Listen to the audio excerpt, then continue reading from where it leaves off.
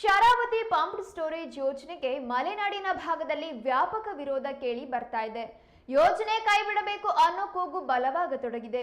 ಈ ನಡುವೆ ಮೊನ್ನೆ ದುಬೈನಲ್ಲಿ ನಡೆದ ಭಾರತ ಮತ್ತು ಪಾಕ್ ಸೂಪರ್ 4 ಪಂದ್ಯದ ವೇಳೆಯೂ ಶರಾವತಿ ಉಳಿಸಿ ಅನ್ನೋ ಭಿತ್ತಿ ಪತ್ರವನ್ನ ಪ್ರದರ್ಶನ ಮಾಡಲಾಗಿದೆ. ಸೇವ್ ಶರಾವತಿ ಅನ್ನೋ ಪೋಸ್ಟ್ ಪ್ರದರ್ಶನ ಮಾಡಿರೋದು ಸೋಷಿಯಲ್ ಮೀಡಿಯಾದಲ್ಲಿ ಚರ್ಚೆ ಹುಟ್ಟು ಹಾಕುವಂತೆ ಮಾಡಿದೆ. ಶರಾವತಿ ಉಳಿಸಿ, ಶರಾವತಿ ಪಂಪ್ಡ್ ಸ್ಟೋರೇಜ್ ಯೋಜನೆ ಬೇಡ ಎಂದು ಪೋಸ್ಟ್ನಲ್ಲಿ ಹೇಳಲಾಗಿದೆ.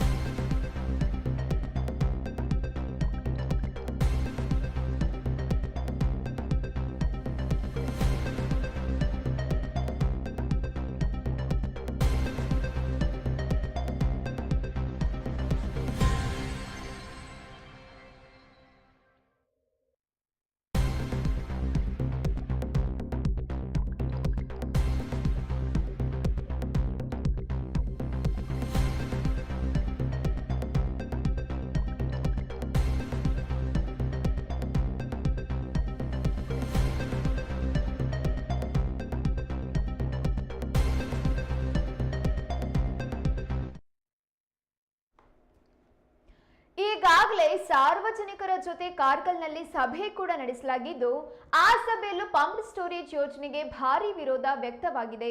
ಆಂಟೋನಿ ರೆಡ್ರಿಗ್ಯೂಸ್, ಪ್ರಜ್ವಲ್ ಪಿಂಟೋ ಸ್ಟೀಫನ್ ಎಂಬುವವರೇ ಈ ಪೋಸ್ಟರ್ ಅನ್ನ ಪ್ರದರ್ಶನ ಮಾಡಿದ್ದಾರೆ. ಇವರು ಮೂಲತಃ ಹೊನ್ನಾವರ ತಾಲೂಕಿನವರಾಗಿದ್ದಾರೆ.